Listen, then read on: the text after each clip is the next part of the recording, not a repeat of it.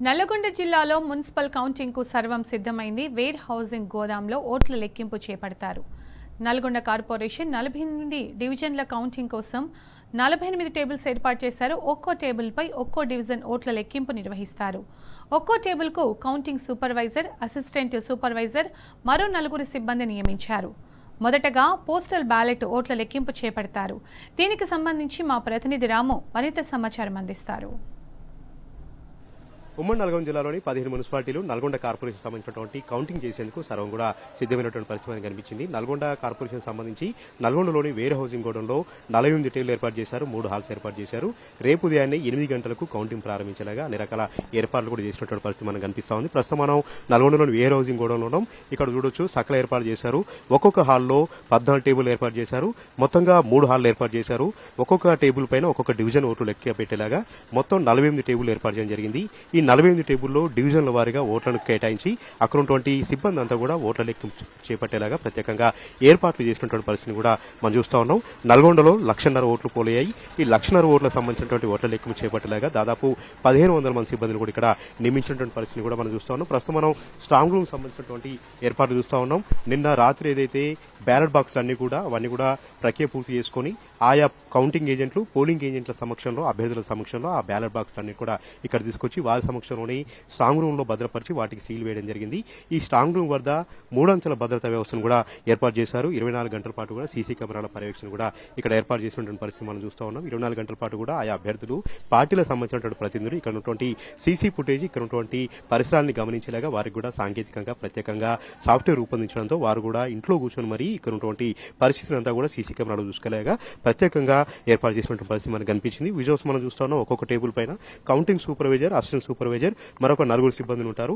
మొదటగా postal ballot లెక్కింపు చేపట్టిన తర్వాత చెల్లిన ఓట్లను, చెల్లుబాటు అయినటువంటి ఓట్లను వేరువేరు చేసి ఒక్కొక్క బండల్స్ 25 ఓట్ల చొప్పున బండల్స్ కట్టి వాటిని టేబుల్స్ వారుగా పంపించేసి కౌంటింగ్ చేపడతామని కూడా ఇక్కడ ఎన్నికల సంబంధించినటువంటి అధికారులు చెప్తున్నటువంటి పరిస్థితి కూడా మనం చూస్తా ఉన్నాం. పూర్తిగా సీసీ కెమెరాల పర్యవేక్షణలో, రాష్ట్రం నుంచి వచ్చినటువంటి ఎన్నికల పరిశీలకుల పర్యవేక్షణలో ఈ కౌంటింగ్ ప్రక్రియ అంతా కూడా చేపడతామని కూడా చెప్తా ఉన్నారు. ఇక ఒక్కొక్క టేబుల్ పైన ఒక్కొక్క డివిజన్ సంబంధించినటువంటి ఓట్లను లెక్కిస్తారు. ఒక్కొక్క డివిజన్ లో 3,000 ఓట్లు పోలయ్యాయి. ఈ 3,000 ఓట్ల లెక్కింపు ప్రక్రియకు 2 గంటల పాటు సమయం పడుతుందని కూడా చెప్తా ఉన్నారు. రేపు ఉదయాన్నే 9 గంటలకు మొదటి విడత సంబంధించినటువంటి ఫలితాలు వెల్లడే అవకాశం ఉంది. టోటల్ గా 3 విడతల సంబంధించినటువంటి లెక్కింపు మధ్యాహ్నం 2 గంటల వరకు పూర్తవుతుందని కూడా ఎన్నికల అధికారులు చెప్తా ఉన్నారు. ఇక నల్గొండలో ఉన్నటువంటి మరికొన్ని మున్సిపాలిటీ అయినటువంటి మిర్యాలగూడ, అదేవిధంగా చండూరు, హాలియా, అదేవిధంగా పక్కన ఉన్నటువంటి నందికొండ సంబంధించినటువంటి మున్సిపాలిటీల ఎన్నికల సంబంధించినటువంటి కౌంటింగ్ అంతా కూడా మిర్యాలగూడలోని అవంతిపురం వ్యవసాయ మార్కెట్ యార్డ్లో చేపడతామని చెప్తా ఉన్నారు. ఇక దేవరకొండ, చిట్యాల సంబంధించినటువంటి మున్సిపాలిటీల సంబంధించినటువంటి కౌంటింగ్ ప్రక్రియ అంతా కూడా నల్గొండ పక్కన ఉన్నటువంటి గురుకుల పాఠశాలలో చేపడతా ఉన్నారు. ఇక యాదాద్రి భువనగిరి జిల్లాలోని 6 మున్సిపాలిటీల సంబంధించినటువంటి ఓటింగ్ ప్రక్రియ అంతా కూడా భువనగిరి పక్కన ఉన్నటువంటి దివ్యబాల స్కూల్లో అక్కడ ప్రత్యేకంగా కౌంటింగ్ సంబంధించినటువంటి హాలను ఏర్పాటు చేశారు. వేరువేరుగా కౌంటింగ్ చేపడతామని కూడా చెప్తా ఉన్నారు. సూర్యాపేట జిల్లాలోని 6 మున్సిపాలిటీలకు సూర్యాపేట జిల్లా కేంద్రంలోని ఎస్వి ఇంజనీరింగ్ కాలేజీలో అక్కడ ప్రత్యేకంగా ఏర్పాటు చేశారు. ఏ మున్సిపాలిటీకి ఆ మున్సిపాలిటీకి వేరువేరుగా కౌంటింగ్ హాల్ ఏర్పాటు చేయడంతో రేపు ఉదయాన్నే 8 గంటలకు అక్కడ కూడా కౌంటింగ్ ప్రక్రియను ప్రారంభిస్తామని కూడా చెప్తున్నటువంటి పరిస్థితి మనకు కనిపించింది. మొత్తంగా కూడా పకడ్బందీ ఏర్పాటు చేశారు. భారీ బందోబస్తు ఏర్పాటు చేశారు. ప్రతి కౌంటింగ్ హాల్ వద్ద 1,500 మంది పోలీసులు ప్రత్యేకంగా బందోబస్తు పర్యవేక్షణ చేసేలాగా ప్లాటూన్లను కూడా ఇక్కడ ఏర్పాటు చేయడం జరిగింది. సిఆర్పీ బలగాలను కూడా ఏర్పాటు చేశారు.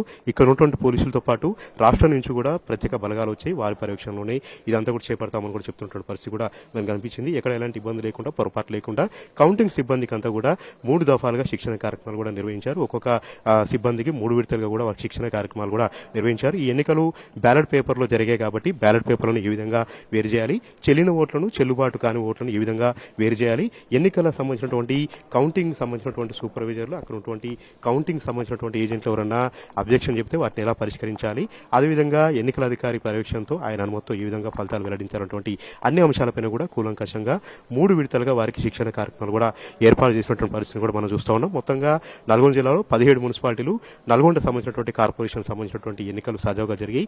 రాష్ట్రంలోనే అత్యధికంగా చౌటుప్పల్ మున్సిపాలిటీలో 91.91 పోలింగ్ శాతం నమోదైంది. ఇక నల్గొండ కార్పొరేషన్ సంబంధించి 76% పోలింగ్ నమోదైంది. దీంతో పాటు మిగతా సంబంధించినటువంటి మున్సిపాలిటీలో కూడా ఆ ఓటర్లందరూ కూడా చాలా చైతన్యం చూపారని మనం చెప్పుకోవాలి. ఇక హోరాహోరీగా జరిగినటువంటి ఈ సంబంధించినటువంటి మున్సిపాలిటీ ఎన్నికల్లో వారి అభ్యర్థుల భవితవ్యమంతా కూడా బ్యాలెట్ బాక్స్లో ఉంది. అవంతా కూడా రేపు ఉదయాన్నే 8 గంటల నుంచి కౌంటింగ్ ప్రారంభిస్తామని కూడా చెప్తా ఉన్నారు. సర్వత్రా కూడా ఉత్కంఠ ఉంది. ఆయా పార్టీలన్నీ కూడా వారి అంచనాలో ఉన్నారు. ఎవరికి వారు ధీమాను వ్యక్తం చేస్తూ తామే గెలుస్తామంటూ కూడా అంచనాలో ఉన్నారు. ఎవరికి వారు కూడా పరిణామాలు అనేవి కూడా వాళ్ళు లెక్కలు వేసుకుంటున్న పరిస్థితి కూడా మనకు కనిపిస్తోంది. మొత్తంగా ఎవరు గెలుపోవటం వస్తాయి, ఎవరిని ప్రజలు ఆదరిస్తారో, ఏ పార్టీకి పట్టం కట్టబోతా ఉన్నారు, మున్సిపాలిటీ పైన ఏ జెండా ఎగరబోతున్నటువంటి అన్ని అంశాలు కూడా రేపు 8 గంటల కాంచి ఒక్కొక్కటిగా ఫలితాలు వెల్లడించే అవకాశం ఉందని కూడా ఇక్కడ ఉన్నటువంటి ఎన్నికల అధికారులు చెప్తా ఉన్నారు.